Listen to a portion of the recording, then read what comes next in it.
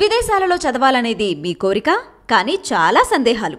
వీటన్నిటికీ full stop పెట్టి మీ dreams fulfil చేసుకోండి. Contact Videsh consults.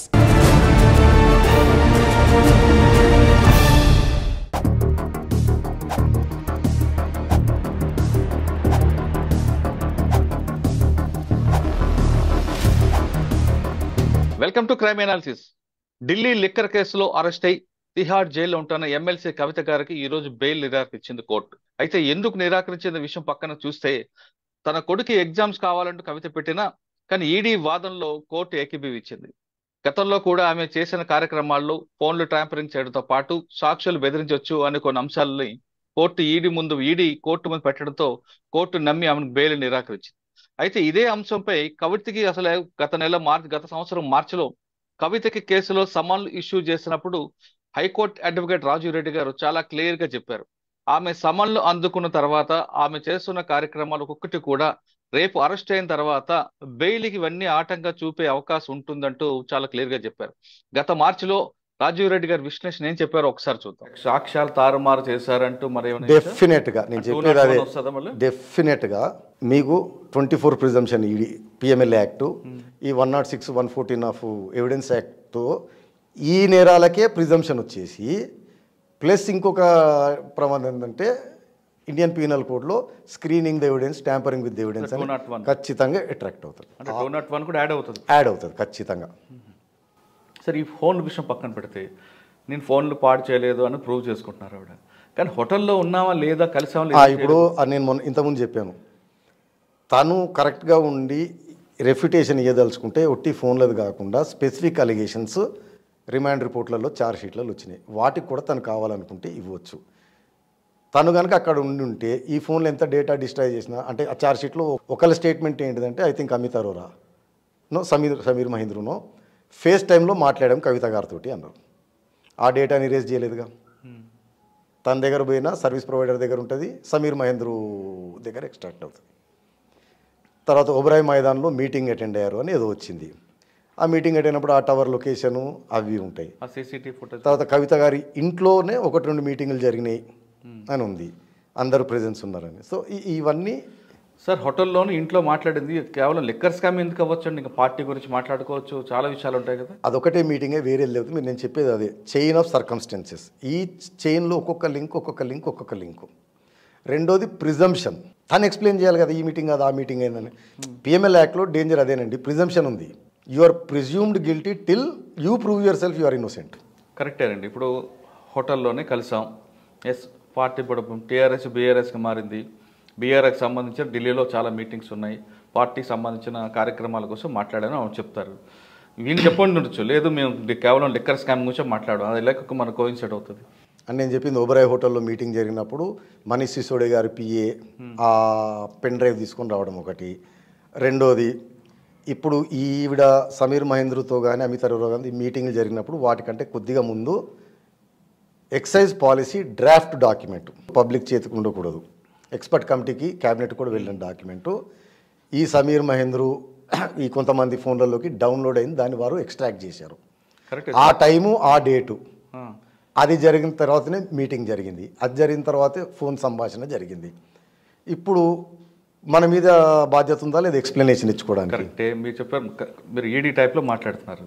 కానీ డిఫెన్స్ దీంట్లోకి వస్తే మీరు చెప్తుంది కాన్ఫిడెన్షియల్ రిపోర్టు పెన్ డ్రైవ్లోకి వచ్చింది. స్టార్ హోటల్లో కలిసాం, అక్కడ ఏబిసి అంటే కవిత గారు ఉన్నారు. ఏబి మధ్యన ఉన్న స్కామ్ గురించి ఆవిడ తెలియకపోవచ్చు, ఇంకా వేరే విషయాల్లో మాట్లాడడానికి ఆవిడ మీటింగ్ అంటే మీరు ఇప్పుడు చాలా మంది పోలీసు వారిని ఇంటర్వ్యూ చేసి ఎక్స్పీరియన్స్ మీరు సిఆర్పిసిని ఆపాదించు. ఇప్పటి వరకు రాజీవ్ రెడ్డి గారి విశ్లేషణ చాలా క్లియర్ గా చెప్పారు. కవితకి రేపు అరెస్ట్ అయిన తర్వాత ఇవన్నీ కూడా అంశాలు ఈడీ పరిగణన తీసుకుంటే మాత్రం అమలు బెయిల్కి నిరాకరిస్తారంటూ చాలా క్లియర్ గా చెప్పారు. అంతేకాకుండా రామచంద్ర పిల్లే దాదాపు 20 నుండి 30 సార్లు తన కేసు గురించి చెప్తూనే, తర్వాత కవిత ఎప్పుడైతే సమన్ ఇష్యూ అయిందో వెంటనే కవిత కోర్టుకు వస్తారని తెలిసిన వెంటనే తనకు ఈడీ బలవంతంగా చేశారు, ఈ బలవంతంగా తనతో స్టేట్మెంట్ ఇప్పించారంటూ అతను యూటర్న్ తీసుకోవడం కూడా, దీనిపై కూడా రాజీవ్ రెడ్డి గారు ఒక విశ్లేషణ చేశారు. అందులో ఏమన్నారో అది కూడా ఒకసారి చూద్దాం. రిలవెన్సీ ఉందా లేదా అని మీరు ట్రయల్లో చూడొచ్చు కానీ sir, the only evidence against me is Ramachandran Pillai's statement under section 50 which has been retracted. So retraction ఏం చేస్తుంది, కొద్దిగా టెయింట్ చేస్తుంది. సో బెయిల్కి దానికి వాడుకునే ఛాన్స్ ఉంటుంది. ఇక్కడ ఇంకో ప్రమాదం ఉంది. ఈడీ కనుక వాడుకోగలదు అంటే first of all ED will never make an arrest without మంచి ఎవిడెన్స్ లేదు. Investigating officer has to satisfy himself arrest చేసేటప్పుడు ప్రాపర్ గ్రౌండ్స్ ఉన్నాయా లేదా అని. సెకండ్, అరెస్ట్ మేము ఇష్యూ చేసేటప్పుడు కూడా గ్రౌండ్స్ ఆఫ్ అరెస్ట్ రాస్తారు. దెన్ మేజిస్ట్రేట్ కూడా కన్విన్స్ కావాలి there are certain grounds evidences. సరే, మీరు మామూలు పోలీస్ ఇన్వెస్టిగేషన్లో కూడా ఎఫ్ఐఆర్ కట్టగానే అరెస్ట్ చేయరు. అరెస్ట్ చేయాలంటే రిమాండ్ డైరీ అని ఉంటుంది. దాంట్లో ఇన్వెస్టిగేషన్ కొద్దిగా ప్రొసీడ్ అయింది, ఈ ఎవిడెన్స్లు వచ్చినాయి ఉంటుంది. సో అది లేనిది వాళ్ళు అరెస్ట్ చేయరు. So solely on the confession of Ramachandra Pillai అనేది మాత్రం అరెస్ట్ ఉండదు.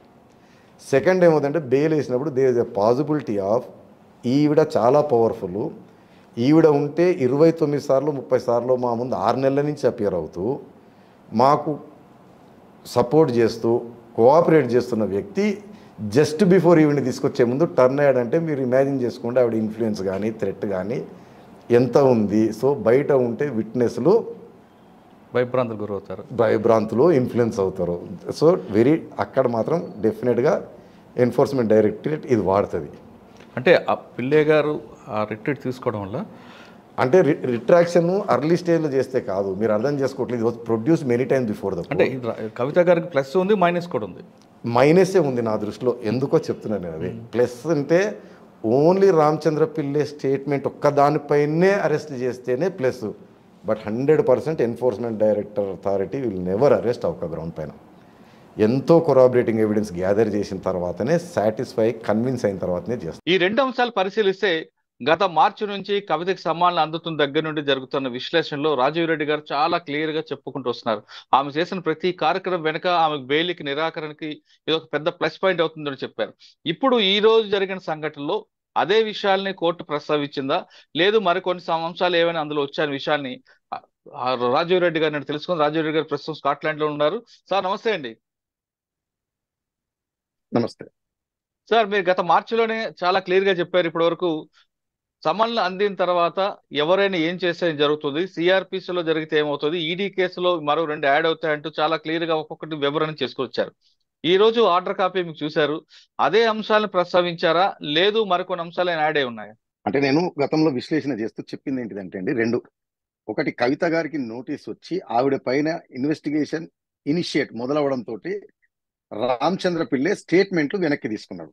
అవునండి. దానిపైన నేను చెప్పింది ఏంటిదంటే అతను 20-30 సార్లు స్టేట్మెంట్లు ఇచ్చి రిపీటెడ్ కోర్టులో ఆయనను హాజరుపరుస్తున్నప్పుడు కూడా అతను ఈడీ వారు నన్ను బెదిరించారు, ఫోర్స్ చేస్తున్నారని కంప్లైంట్ ఇచ్చే అవకాశం ఉన్నది చేయకుండా సడన్ గా ఉన్నట్టుండి ఐ థింక్ ఆఫ్టర్ 3 నెలలు 4 నెలలు అవును గ్యాప్ తర్వాత కవితని పిలిచినప్పుడు మాత్రమే అతను ఆ స్టాండ్ తీసుకున్నాడు. నన్ను బెదిరించి చెప్పించుకున్నారు, ఆ స్టేట్మెంట్ నేను వెనక్కి తీసుకుంటున్నాను అని. అవును. అప్పుడు నేను చెప్పింది ఏంటిదంటే దీన్ని ఈడీ వారు ఖచ్చితంగా వాడుకుంటారు. బెయిల్ అప్పుడు ఇబ్బంది అవుతుంది, ఎందుకంటే ఈవిడ బయట ఉంటే విట్నెస్లు ఇన్ఫ్లుయెన్స్ అవుతున్నారు అని. అవునండి.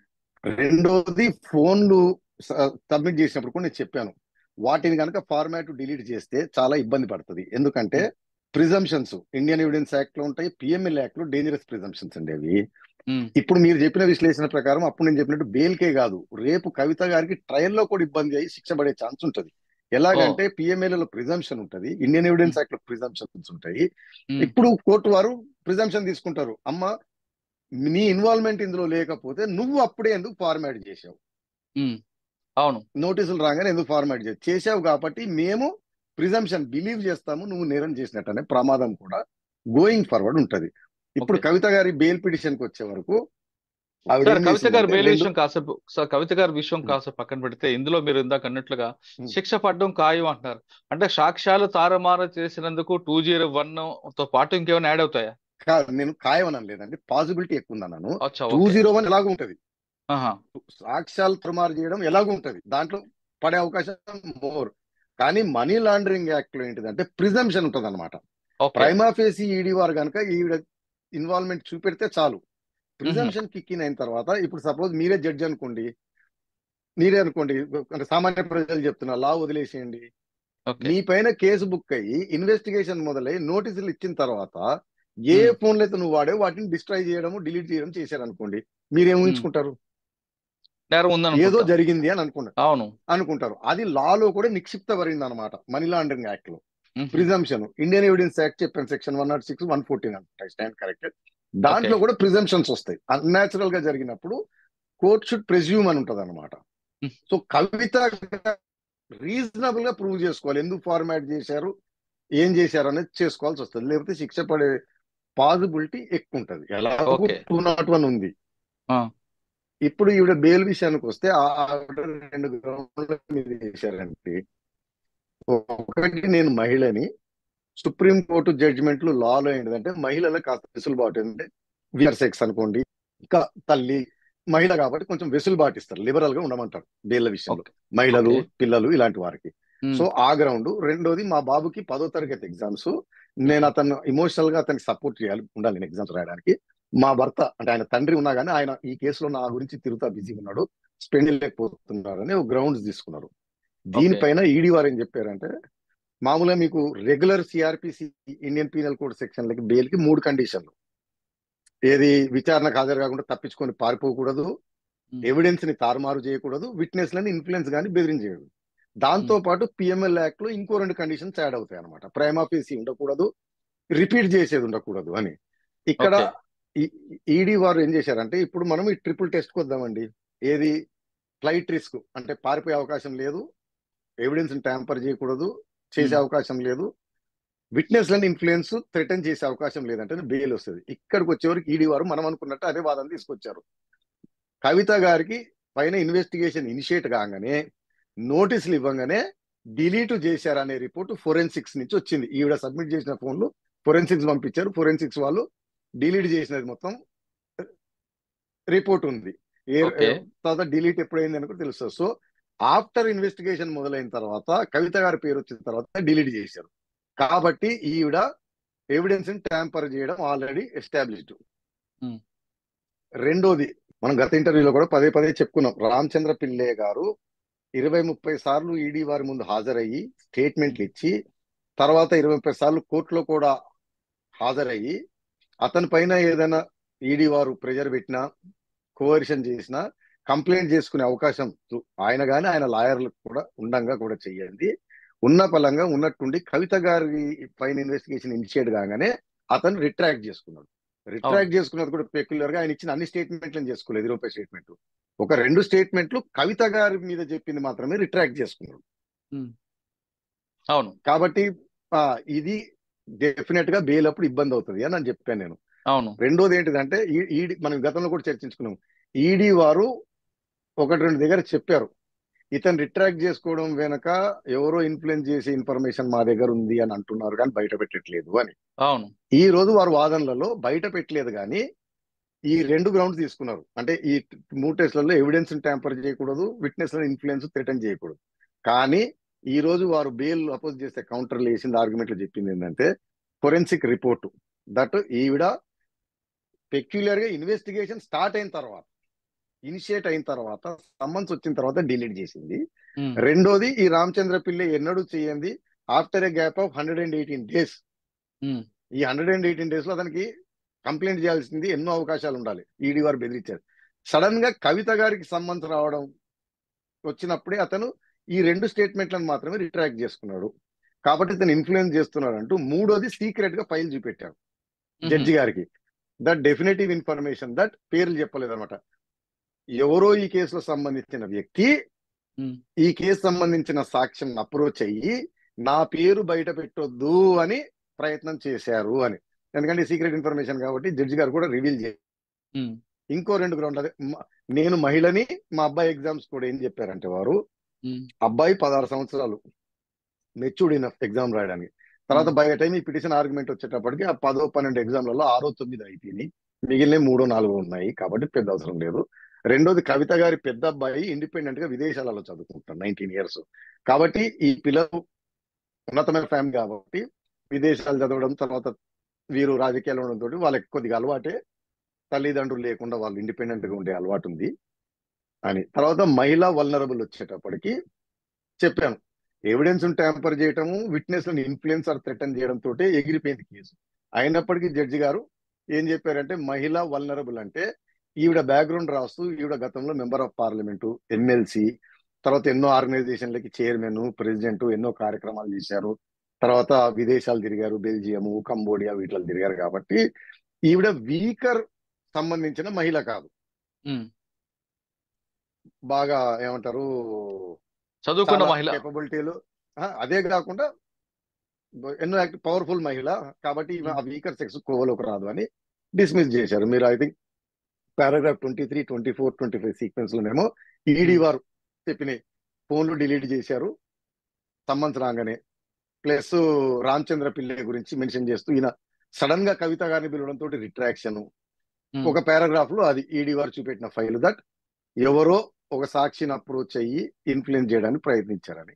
పారాగ్రాఫ్ 37 లో జడ్జి గారు దానిపైన ఫైండింగ్ ఇచ్చారు. ఇవి చేసింది ఓకే. కాబట్టి బెయిల్ డిస్మిస్. ఓకే సార్, ఇది కాకుండా అరెస్ట్ అయినప్పుడు కేటీఆర్ చేసిన ఆ ఇష్యూ కూడా ఏమైనా పరిగణలో తీసుకుంటారా? లేదండి, అది ఈడీ వారు ఇప్పుడు తేలేదు, అవసరం లేదు వాళ్ళకి. ఎందుకంటే ఆ. ఇంత పెద్ద గ్రౌండ్ ఉన్నాక అది పెద్ద అవసరం లేదు. ఉమ్. బట్ అది కూడా అవకాశం ఉంటది, ఎప్పుడైనా అరెస్ట్ అది కూడా చేసేటప్పుడే వాడే వీళ్ళు అవకాశం ఉంటుంది.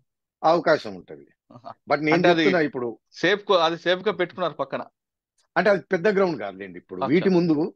టెలిఫోన్లని డిలీట్ చేయటము, రామచంద్ర పిల్లని అప్రోచ్ కావటం, వెదర్ థ్రెట్ అనుకోండి, ఇన్ఫ్లుయెన్స్ అనుకోండి, అవునండి. కాకపోయినా ఒక ఇబ్బంది ఉంది. వీళ్ళు అప్రోచ్ కూడా కాకర్లేదు. వీరు పవర్ఫుల్ కాబట్టి అతను భయపడుతున్నాడు. ఉమ్. వీరు లోపల ఉంటేనే అతను ధైర్యంగా ఉంటాడు ఉమ్. అనే. సార్ ఇప్పుడు ఈ అయితే మనం కేసుతో పాటు గతంలో సిబిఐ చెప్పండి. కూడా కస్టడీ కావాలని ఇస్తారు. సిబిఐ ఎంక్వైరీ స్టార్ట్ ఇది అయింది. కాదు, ఇది వెరీ ఇంట్రెస్టింగ్ పాయింట్ అండి. ఇది ఎవరు కూడా గమనించట్లేదు. ఓకే. అంటే వేరే సబ్జెక్ట్ లో, అంటే లాయర్లు వారు విశ్లేషకులు చూస్తున్నాను, ఉమ్. వారు ఎవరు కూడా పాయింట్ పట్టట్లేదు. మనం చెప్పుకున్నాం, సిబిఐ కావాలంటే కస్టడీలోకి తీసుకోవచ్చు, వారు కూడా రిమాండ్ తీసుకోవచ్చు. అవును. ఓకే, కానీ సిబిఐ వారు రిమాండ్ లో తీసుకోవట్లేదు, కస్టడీలో తీసుకోవట్లేదు. ఉమ్. ఇన్వెస్టిగేషన్, ఇంట్రాగేషన్ కోసం మాత్రమే పర్మిషన్ అడుగుతున్నారు. దీని అర్థం ఏంటిదంటే, పరమార్థం వారు తలుచుకుంటే, మీకు తెలుసు, ఓ కేసులో రిమాండ్ ఉండగా రెండో ఏజెన్సీ వచ్చి లేదా ఇంకో అవును. పోలీస్ స్టేషన్ వాళ్ళు వచ్చి రిమాండ్ అడుగుతారు, అవును. తీసుకోవచ్చు. కానీ వాళ్ళు రిమాండ్ తీసుకోవట్లేదండి, కస్టడీలోకి తీసుకోవట్లేదు. ఓన్లీ ఇంట్రాగేషన్, ఎంక్వైరీ కోసం మాత్రమే పర్మిషన్ తీసుకుంటారు. దీని అర్థం ఏంటిదంటే, ఆవిడ రిమాండ్, అరెస్ట్ అఫీషియల్ గా చేయట్లేదు, పెండింగ్ పెడుతున్నారు. ఉహు. ఇన్ ఫ్యూచర్ లో ఇక్కడ ఏదైనా బెయిల్ అవకాశం కనపడ్డప్పుడు అచ్చా, ఇది అప్పుడు రిమాండ్ తీసుకొస్తారు. తీసుకుంటారు అనమాట. ఎందుకంటే ఇప్పుడే రిమాండ్ తీసుకున్నారు అనుకోండి, ఉహు. ఇప్పుడు ఏమవుతుంది, ఆవిడ సిబిఐ ఈడీ రెండిట్లో రిమాండ్ లోకి వెళ్ళిపోయిన ఆవిడ అవుతుంది. రేపు బెయిల్ వచ్చినప్పుడు రెండిట్లో బెయిల్ వస్తుంది. ఓ అచ్చా, ఇప్పుడు సిబిఐ వారు చాలా వాళ్ళు తెలివిగా వెళ్తున్నారు. చాలా తెలివిగా రిమాండ్ లో తీసుకోవట్లేదు, ఉహు. క్వశ్చన్ కి మాత్రం పర్మిషన్ అడుగుతున్నారు. సో అఫీషియల్ గా ఆవిడ రిమాండ్ లోకి రావట్లేదు. అచ్చా, వీళ్ళు సిబిఐ వాళ్ళే డైరెక్ట్ జైలుకి వెళ్ళి క్వశ్చన్ చేసుకొస్తున్నారు అంతే. అదే, అంటే అంటే సపోజ్ బయట ఉందనుకోండి, మిమ్మల్ని అరెస్ట్ చేయకుండా మిమ్మల్ని క్వశ్చన్ కి పిలవటం, ఆహా. అంత మాత్రమే చేస్తున్నారు. ఎందుకంటే ఈ అరెస్ట్ ఆప్షన్, రిమాండ్ ఆప్షన్ ని నాకు అర్థమైనంత వరకు ఉమ్. అజంప్షన్ ఉమ్. వారు కావాలని పెండింగ్ పెడుతున్నారు. లేకపోతే ఇప్పుడు సిబిఐ కావాలంటే రిమాండ్ పిటిషన్ వేసేసుకోవచ్చు. ఉహు. ఓకే. వేసేసుకుంటే సిబిఐ రిమాండ్ ఇస్తారు, 24 hours ఇన్వెస్టిగేషన్ తర్వాత రిమాండ్. అండ్ లేకపోతే ఏమంటారు, ఓ 14 రోజులు 10 రోజులు కస్టడీ, దాని తర్వాత మళ్ళీ. కానీ ఆమె అఫీషియల్ గా సిబిఐ రిమాండ్ లో కూడా వెళ్ళిపోయినప్పుడు ఉమ్. రేపు బెయిల్ ఉంటే రెండిట్లో బెయిల్ వస్తుంది అనమాట.